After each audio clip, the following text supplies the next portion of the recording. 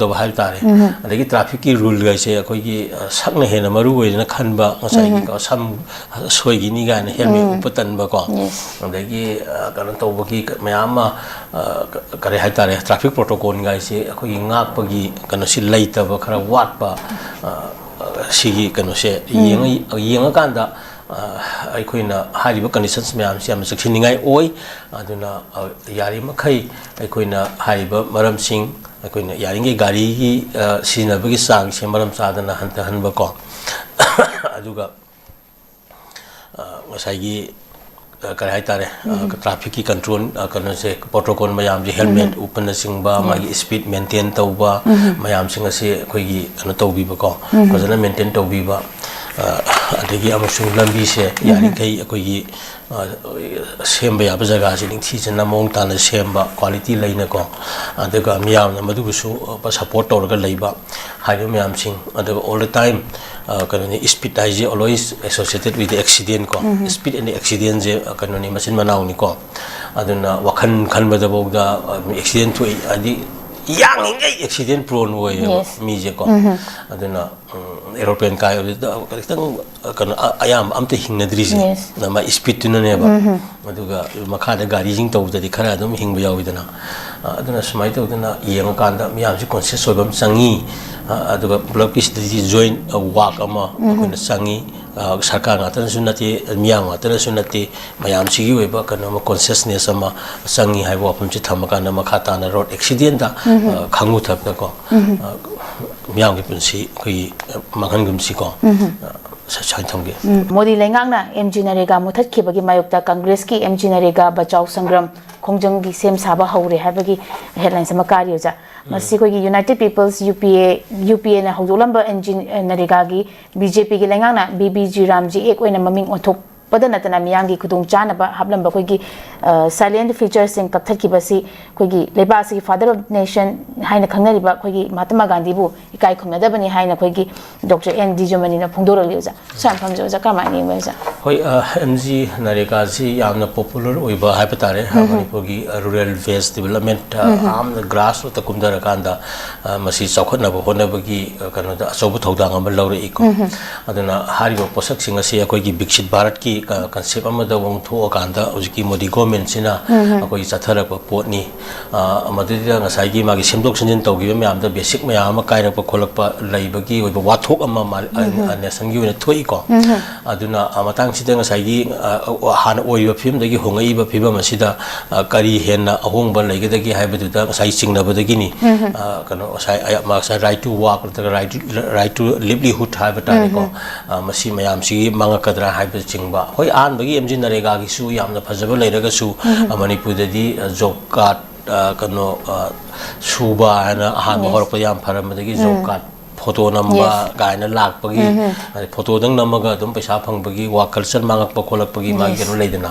ꯑꯗꯨꯒ ꯑꯁꯤꯒꯨꯝꯕꯒꯤ ꯑꯁꯣꯏꯕ ꯃꯌꯥꯝꯁꯨ ꯂꯩꯈꯤꯗꯕꯗꯤ ꯅꯠꯇꯦ ꯑꯗꯨ ꯃꯌꯥꯝꯗꯨ ꯌꯦꯡꯉꯒ ꯁꯦꯝꯗꯣꯛ ꯁꯦꯝꯖꯤꯟ ꯇꯧꯔꯛꯏꯕ꯭ꯔꯥ ꯇꯧꯕꯗꯗꯤ ꯍꯧꯖꯤꯛꯀꯤ ꯃꯔꯛꯀꯤ ꯀꯩꯅꯣ ꯃꯌꯥꯝꯁꯤꯗ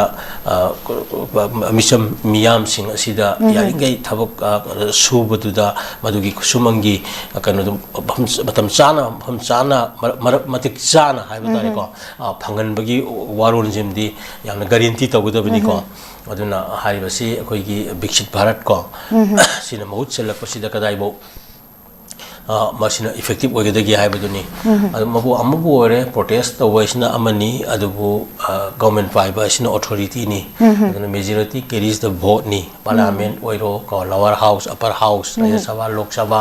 punamak akogi majority gi wafam ni kan leiriba constitution gi india gi adu democracy gi oiba wahan tok yam yenga kanda adubu haiba mayam ding adu yamna phajana kalam yamda adugi kana basi piriba pidabra haibase masini akodi concern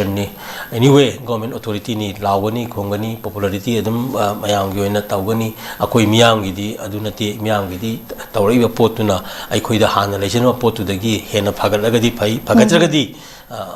madu akoi miyam gi kholaw ama voice ama thopasi akoi niyom ni aduna let us observe and let us examine hojiketa ai side gi di criticism jeta ping ni ko matam gi hongdo hongjing amendment constitution boda pisak pm badagi hojik sam tare aduna amendment mayam ni aduna biksit bharat ki laiba concept sida narega dagi hongai ba Exit India je sidai da kadai phauba lakani hai basi thabak no utkadabani na wahai na yadabani na ko mamang da sai hoida home minister mayam ngang ra thabak tawdrabadi miyam na confidence laktabani mangai haijin ba yawi praja si yam conscious oirabani yam singabani yam kanoni update oirabani hiti global village gi kanada lakmani na men of action men of words to yangi ohenningi aduna masi let observe ko yingsi ko nganu kongi bomna thukai khraba yum semjina na balenga na kari mata piraktree red zone da leiruba ekhogi lanai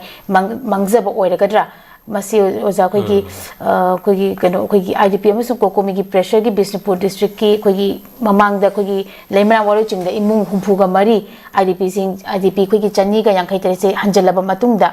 kogi site nganu konda lanjeliba singja hanjina ba thorang torokpada kogi mathong phangdaba cookie terrorist sing na tha asigi manga da ID pokhai handuna miu ani sokpa nang ki boza masida kogi bumna pokhai handuna kai toi thon ki ba kogi nganu kongi masagi kogi salam mani gi mayum akai toi ton ki ba si masagi lanai oida haiba wafam dunya za sai tang so za roi boina ten na kam ya phase aroi bagi kan senior koi da yamna maru wari pangasi ki manipuri kunai da IDP internally displaced persons na ko yamna nuai taba kano thodok amani ko ai gi hek ingo leminari ba frupcha singa sahi lising kaya leminarak pa mafam chi da mito miran cha la aga koi tan ta la ga koi sincere la ga leibagi condition du ne ko madu gi thamoi chak ko mayam du ni miyam da phawri ba se aduga akhoi gi leiri bo authority ne madu yengsindraga kano gi mafam matam chana hari ba displaced persons mayam do madu magi kano da lehen kano hanjilan da badu ni akhoi gi sudi aduna hojik permanent peace or lasting peace aduga real true peace hai ba se masi hojik ti ngasai gi IDP jing akhoi gi leiriba mayum makai sing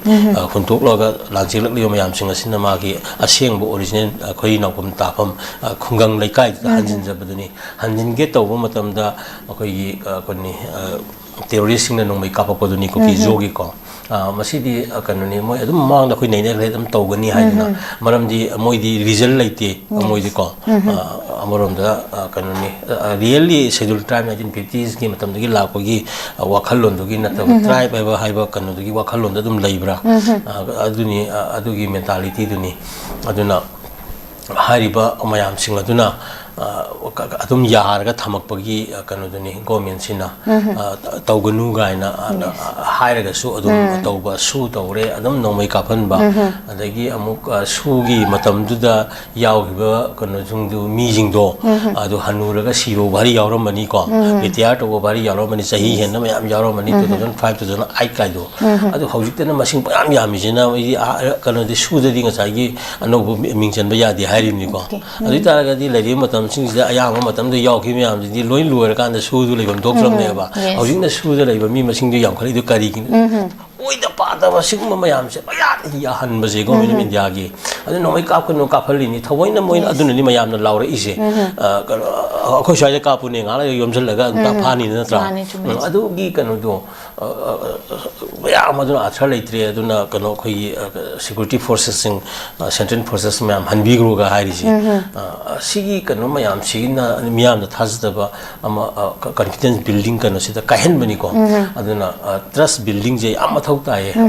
trust deficit ta hal loi do bani ba koina kanu la pa matam da once ngang ba section ga do ni once ngang thok ra ga di authority ni ma ngak na bona ga da bani aduna moi di adum madu mamang da manak ta na ton sumang da moi ka pa su kono to hundre ko madu da sokre hanjan madu hanjalarani aju moina lauthokpa by December 2025 ta loi hanjalangani highway hangani ko kani am tawdra ju ko adu anyway khara kano ni kano amanung janba su champu adu kangpu bi natraga mori gi kano jaga da natraga su hari ba jaga anak khara da hanjan ba hawu matam da security mayam lai lai na ngak tana choli ba poto madu gi commission pi di haipani ina aroi ba lai ba nangi point ni na ko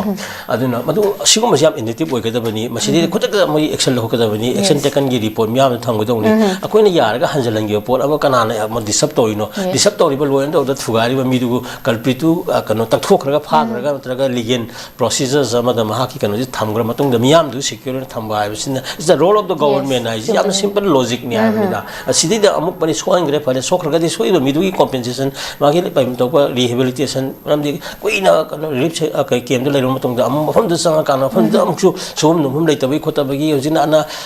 ꯋꯥꯗꯅ ꯂꯩꯔꯤꯕ ꯐꯤꯕꯝꯗꯨꯗ ꯆꯥꯅ ꯊꯛꯅꯕꯒꯤ ꯈꯨꯗꯛꯀꯤ ꯅꯣꯡꯃꯒꯤ ꯀꯩꯅꯣꯒꯤ ꯏꯁꯤꯡ ꯃꯥꯏꯁꯤꯡꯗꯒꯤ ꯍꯧꯔꯒ ꯌꯥꯝ ꯗꯔꯀꯥꯔ ꯂꯩꯕ ꯃꯇꯝꯅꯦꯕ ꯁꯤꯗꯩꯗ ꯈꯖꯤꯛ ꯔꯤꯂꯤꯐ ꯄꯤꯕꯤꯕ ꯍꯥꯏꯁꯦ ꯇꯧꯗꯕ ꯒꯣꯕꯔꯃꯦꯟꯅ ꯑꯗꯨꯃꯥꯏꯅ ꯊꯝꯕꯒꯤ ꯎꯄꯥꯏꯗꯤ ꯀꯔꯤ ꯂꯩ ꯃꯤꯌꯥꯝꯅ ꯖꯁꯇꯤꯁ ꯇꯧꯖꯔꯒꯅꯨ ꯏꯂꯦꯛꯁꯟ ꯂꯥꯛꯀꯅꯤ ꯑꯃ ꯂꯥꯛꯀꯅꯤ ꯒꯣꯔꯃꯦꯟ ꯀꯩꯅꯣꯁꯤ ꯂꯥꯛꯄ ꯃꯇꯝꯗ ꯃꯤꯌꯥꯝꯅ ꯃꯥꯒꯤ ꯄꯔꯥꯗꯨ ꯃꯥꯏ ꯇꯝꯖꯔꯛꯑꯅꯤ ꯍꯥꯏꯕ ꯇꯥꯏꯀꯣ ꯑꯦꯅꯤꯋꯦ ꯑꯗꯨꯕꯨ ꯑꯣꯊꯣꯔꯤꯇꯤꯁ ꯀꯟꯁꯔꯟꯗ ꯑꯩꯅ ꯑꯦꯇꯦꯟꯁꯟ ꯗ꯭ꯔꯣ ꯇꯧꯖꯔꯤ ꯍꯥꯏꯔꯤꯕ ꯃꯌꯥꯝꯁꯤꯡ ꯌꯥꯝ ꯊꯨꯅ ꯑꯦꯗ꯭ꯔꯦꯁ ꯇꯧꯔꯀꯥꯟꯗ ꯇꯧꯐꯝ ꯊꯣꯛꯄ ꯒꯕꯔꯅꯦꯟꯁꯀꯤ ꯔꯣꯜ ꯒꯨꯗ ꯒꯕꯔꯅꯦꯟꯁꯀꯤ ꯔꯣꯜꯗꯣ ꯂꯧꯕꯤꯌꯨ ꯁꯤꯅꯤꯀꯣ ꯌꯥꯝ ꯅꯨꯡꯉꯥꯏꯖꯩ ꯑꯣꯖꯥꯅ ꯉꯁꯤ ꯑꯆꯨꯝꯕ ꯋꯥꯐꯝ ꯀꯌꯥ ꯊꯝꯕꯤꯔꯝꯕ ꯑꯣꯖꯥꯅ ꯆꯤꯜꯂꯕ ꯀꯌꯥ ꯀꯥꯏꯊꯣꯛꯄꯤꯗꯨꯅ ꯑꯩꯈꯣꯏꯒꯤ ꯅꯣꯔꯠ ꯏꯁ ꯋꯤꯟꯗꯣꯅ ꯁꯤꯟꯖꯔꯤꯕ ꯑꯩꯈꯣꯏꯒꯤ ꯅ꯭ꯌꯨꯁ ꯑꯦꯅꯥꯂꯤꯁꯤꯁꯇ ꯁꯔꯨꯛ ꯌꯥꯕꯤꯗꯨꯅ ꯃꯄꯨꯡ ꯐꯥꯍꯟꯕꯤꯕꯒꯤꯗꯃꯛꯇ ꯑꯣꯖꯥꯕꯨ ꯍꯥꯏꯅꯤꯡꯉꯥꯏ ꯂꯩꯇꯅ ꯊꯥꯒꯠꯆꯔꯤ